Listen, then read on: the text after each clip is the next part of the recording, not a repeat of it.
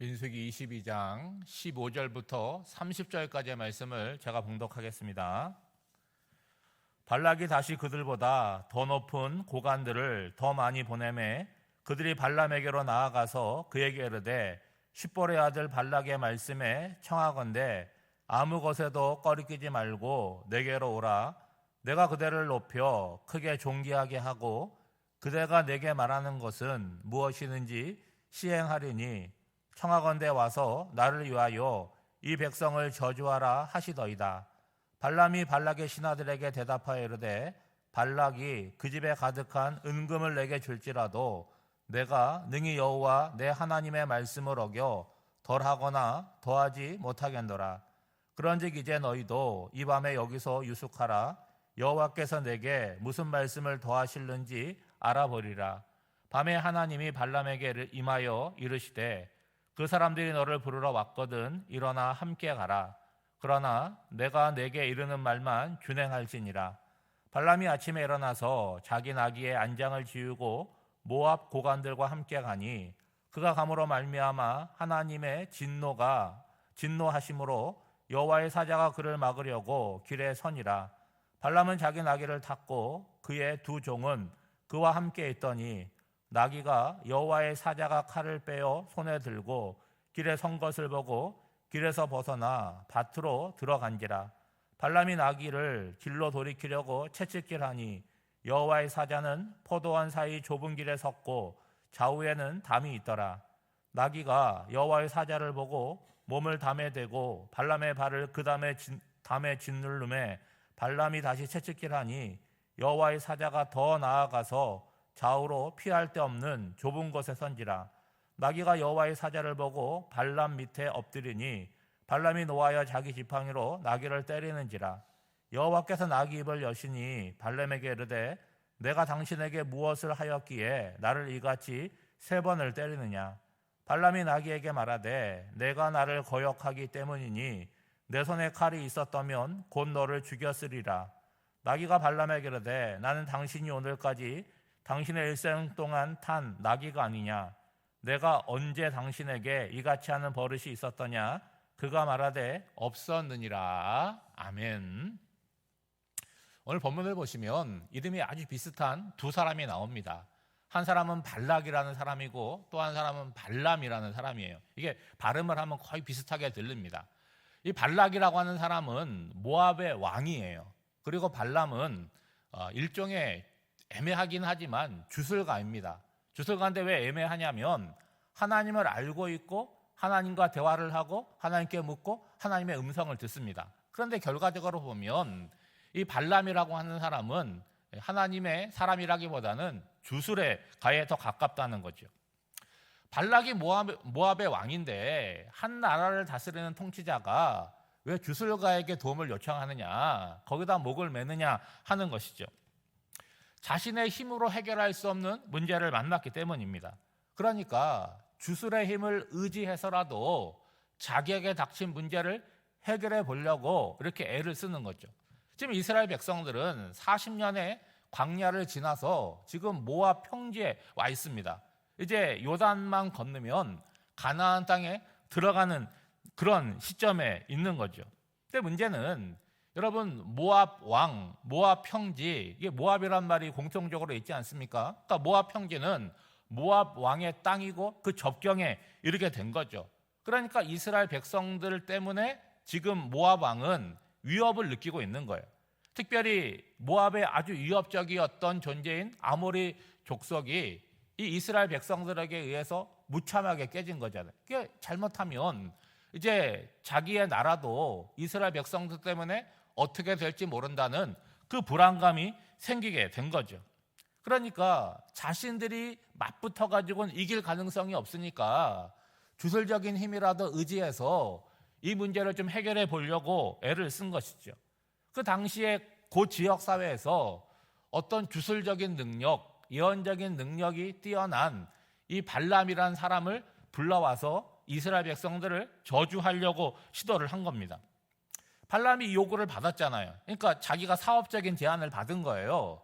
그런데 자기도 하나님을 아니까 마음에 꺼리낌이 있으니까 어떻게 하는 거예요? 하나님에게 묻습니다. 하나님이 뭐라고 응답을 주시냐면 저주하면 안 된다. 그뿐만이 아니라 모압 왕이 보낸 사람들을 따라가지도 말라는 거예요. 왜냐하면 이스라엘 백성들은 내가 복을 준 사람들이다라고 얘기하고 있죠. 이스라엘 백성들이 어떤 복을 받았습니까? 애굽 땅에서 노예 생활을 하다가 하나님의 은혜로 출애굽을 했어요. 그리고 40년 동안 광야 여정 가운데 하나님의 인도하심과 보호하심으로 지금 모압 평지까지 오게 된 거잖아요. 그 복을 받은 사람들이라는 거예요. 발락 왕이 발람에게 제안을 했고 발람은 하나님께 물었습니다. 그리고 하나님께서는 분명하게 응답을 주셨죠. 거기에 여러분 다른 혼란이 있습니까? 다른 의견이 개입될 여지가 있습니까? 이 이야기는 끝난 이야기 아니에요? 그렇죠? 그런데 문제는 누구냐? 발락 왕이 포기하지 않았다는 거예요. 오늘 말씀에 보면 이 발락 왕이 발람에게 더 나은 제안을 하게 됩니다. 여러분 15절 말씀에 보면 발락이 다시 그들보다 더 높은 고관들을 더 많이 보냈다는 거예요. 왜 보낸 것입니까? 더 높은 사람들을 더 많이 보낸 이유가 뭐예요? 그의 마음을 회유하려고 그런 거 아니겠습니까? 그리고 뭐라고 얘기하냐면 너가 원하는 바를 다 들어주겠다고 얘기를 합니다. 17절에 보면 발람을 높여서 크게 존귀하게 해주겠다고도 얘기해요. 그러면서 이 내용을 쭉 보시면 요즘 우리식으로 말하면 이 대가로 얼마를 주겠다 그런 제안이 아니라 뭡니까? 너가 원하는 금액을 써라. 너가 원하는 건 다 주겠다. 백지수표를 제안한 거죠. 그런 이 제안에 발락이 발람에게 요구하는 건 딱 한 가지밖에 없잖아요. 너가 주술적인 능력을 갖고 있으니까 우리에게 위협이 되는 저 이스라엘 백성들을 저주하는 것, 그것만 해주면 된다는 거죠. 이 두 번째 제안에도 발람은 어떻게 합니까? 단호하게 거절을 합니다. 거절의 이유는 뭡니까? 하나님의 말씀을 어겨서 그 말씀에 무언가를 덧붙이거나 뺄 수가 없기 때문이라고 얘기를 하고 있어요. 발람이라고 하는 이 선지자가 하는 이 행위들, 그리고 이런 좋은 조건을 거절하는 걸 여러분 당연하게 생각하시면 안 됩니다. 앞서 말씀드린 대로 이 발람은 하나님의 선지자가 아니에요. 주술적인 존재입니다. 그런데 자기 일생에 원하는 걸 다 얻을 수 있는 백지수표가 주어졌는데 나 이거 못합니다. 거절하기가 쉽지는 않다는 거죠. 무엇보다 왜 거절하는 거예요? 다른 이유가 아니잖아요. 하나님의 말씀이기 때문에 내가 그렇게 할 수 없다라는 이야기를 하는 거죠. 여러분 발람 훌륭한 사람 아닙니까? 주술적인 존재임에도 불구하고 하나님의 말씀을 소중하게 여기고 그걸 왜곡하면 안 됨을 알고 있잖아요. 그런데 여러분 여기서 이야기가 끝나지 않아요.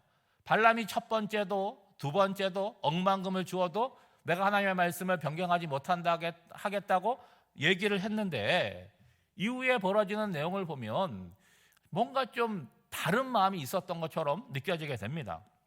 여러분 20절에 보면 하나님께서 발람에게 또 말씀을 주세요. 뭐라고 말씀을 주시냐면 너를 부르러 온 사람들이 있느냐 그를 따라가라라고 말씀을 하십니다. 그런데 조건은 뭡니까? 따라가지만 내가 너에게 준 말 외에는 다른 말을 해서는 안 된다는 거죠. 그럼 여러분 좀 이상하잖아요. 첫 번째는 가지 말라고 분명히 말씀하셨어요. 저주하지 말 뿐만이 아니라 가지도 말라고 말씀하셨는데 두 번째에서는 가라고 한 이유가 뭐냐라고 하는 거예요. 그것만 알면 오늘 새벽기도 잘 나오신 겁니다. 그거를 알려면 그 다음 내용을 봐야 되는데 이제 발람이 가려고 평생 샀던 나귀에 올라타고 가잖아요. 거기에 하나의 이제 일화가 나오게 되는데 22절에 보면 그가 감으로 말미암아 하나님이 진노하심으로 여호와의 사자가 그를 막으려고 길에 서니라. 그리고 이어지는 내용을 보면 이 나귀가 사람의 말을 하는 희한한 이야기가 펼쳐집니다. 왜 나귀가 이런 일을 하냐? 나귀의 눈에는 보이는데 발람의 눈에는 보이지 않는 현상이 나타난 거예요. 하나님의 사자가 칼을 빼어들고 뒤를 막고 있는 거잖아요. 나귀는 그걸 봐요. 얼마나 두렵습니까? 그렇죠? 그러니까 갈 수가 없는 거 아니겠어요? 그러니까 얼로 피해서 가는 거예요? 밭으로 들어가잖아요. 근데 발람은 못 보니까 이 나귀가 미쳤나 하면서 채찍질 하는 거 아니겠습니까? 또 포도원이 보이는 좁은 길로 가니까 나귀가 그걸 피하려다가 발람의 발을 벽에다 이렇게 문지르게 되잖아요. 얼마나 아프겠습니까? 또 채찍질을 하는 거예요. 근데 피할 수 없고 점점 여호와의 칼을 든 여호와의 사자가 가까워지니까 이 나귀는 더 이상 나아갈 수 없어서 발람을 태운 차로 땅에 털썩 주저앉고 맙니다. 그러니까 이 발람은 어떻게 하는 거예요? 안 보이니까 자신의 지팡이로 나귀를 때려 죽일 기세로 지금 두들겨 패는 거잖아요. 그 순간 하나님께서 나귀의 입을 열어서 말을 하게 하시잖아요. 나귀가 첫 마디가 뭡니까? 왜 자기를 때리느냐는 거예요. 그러니까 발람이 나귀가 말하는 거에 놀라지도 않아요. 뭐라고 대꾸합니까? 칼이 있었으면 너 죽었다라고 얘기를 하는 거예요. 여러분, 왜 이런 간극이 생기는 것입니까? 짐승인 나귀는 하나님의 사자, 칼을 든 하나님의 사자를 눈으로 보는데 발람은 보지 못하기 때문이라는 거죠.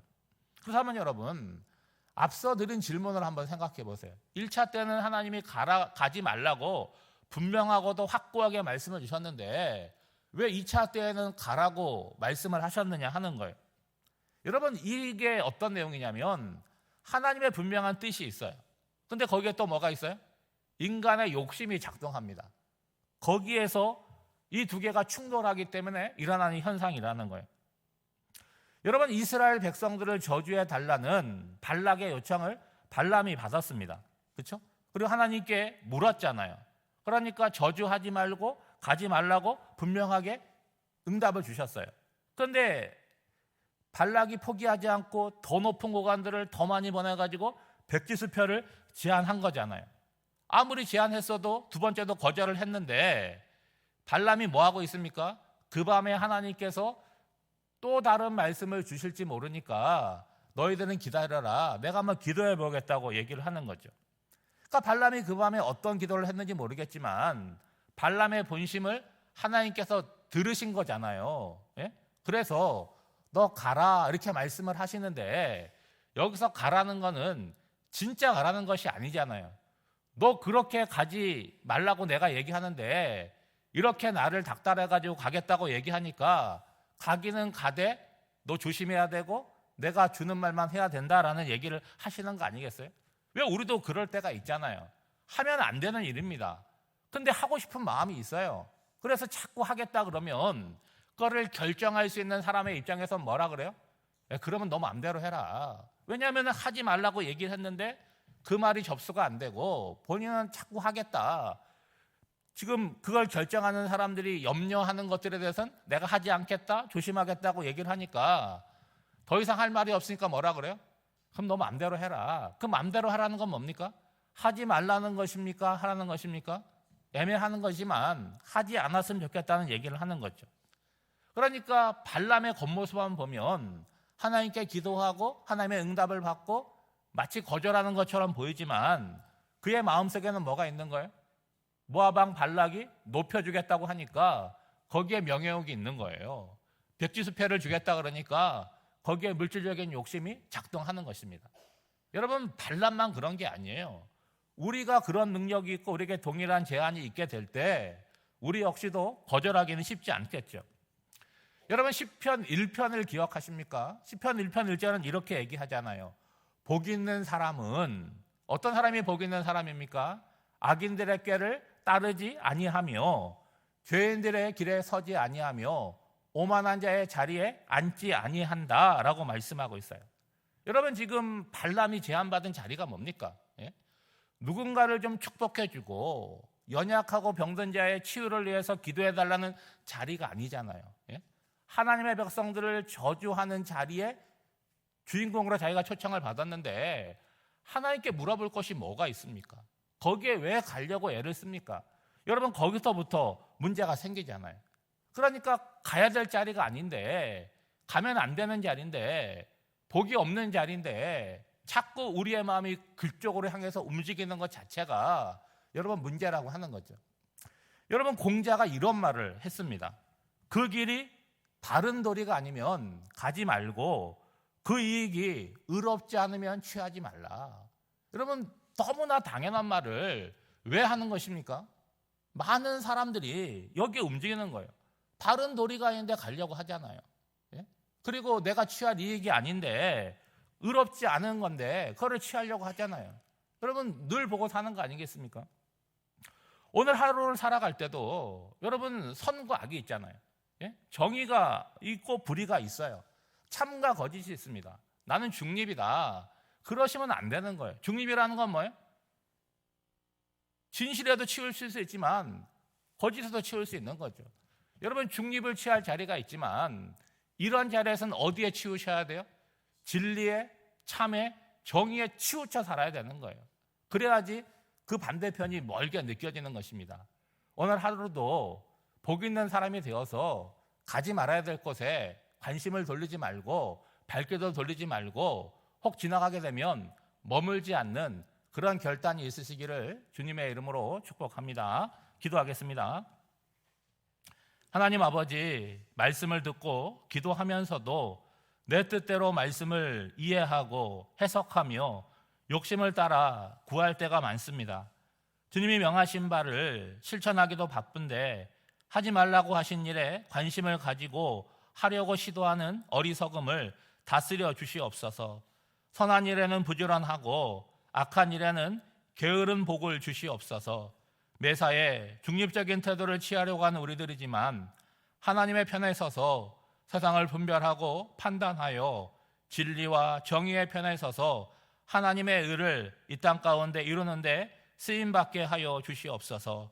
오늘도 새로운 한 날을 허락하여 주시고 주의 전에서 말씀을 듣고 기도하게 하여 주시니 감사드립니다. 인간의 욕심을 따라 구하는 저희들이 되지 않게 하여 주시고 우리를 사랑하시고 우리를 선하고 복된 길로 인도하시는 하나님의 뜻이 무엇인지를 구하게 하여 주시고 그 뜻을 오늘도 실천하고 이루어가며 우리에게도 유익이 되고 하나님에게도 영광이 되는 복된 한 날이 되기를 간절히 바라옵고나오며 이 모든 간구를 예수님의 이름으로 기도하옵나이다. 아멘.